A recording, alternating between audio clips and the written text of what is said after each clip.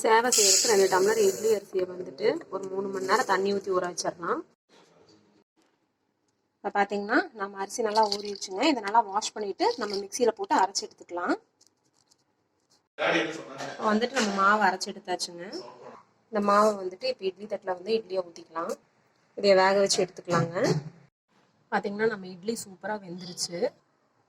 இது வந்துட்டு பார்த்தீங்கன்னா சேவை புளியிற மிஷின் நான் ஊர்லேருந்து வாங்கிட்டு வந்தேன். இப்போ நான் இதில் தான் புளிய போகிறேன். இது இல்லாதவங்க இதே மெத்தடில் முறுக்கு புளியில் கூட புளிஞ்சுக்கலாம். ஒரு வடை சட்டியில் கொஞ்சமாக ஆயில் ஆட் பண்ணிக்கிறேன். ஆயில் காஞ்சது தேவையான அளவுக்கு கடுகு பொரிஞ்சது கொஞ்சமாக கடலைப்பருப்பு, கூடவே கொஞ்சமாக உளுந்து பருப்பு. கடலைப்பருப்பு ப்ரௌன் கலர் ஆனோடனே கட் பண்ண 2 சின்ன பெரிய வெங்காயம், 2 கொத்து கருவேப்பிலை, 2 பச்சை மிளகா கட் பண்ணது, 3 வரமிளகா எல்லாத்தையும் நல்லா வணக்கிடலாம். தேவையான அளவுக்கு மஞ்சள்தூள், தேவையான அளவுக்கு சால்ட் ஆட் பண்ணிக்கிறேன். கூடவே ஒரு லெமன் புளிஞ்சிடலாம். எல்லாத்தையும் நல்லா மிக்ஸ் பண்ணி வச்சிடலாம்.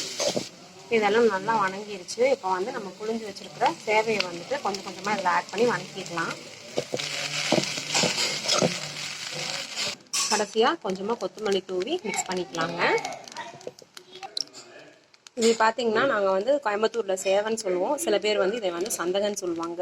இங்கே பெங்களூரில் வந்து இது சேவிகை பாத் அப்படின்னு சொல்லுவாங்க. ஸோ ரொம்ப டேஸ்டியாக இருக்குங்க. கோயம்புத்தூரில் ரொம்ப ஃபேமஸான டிஃபனில் இதுவும் ஒன்றுங்க.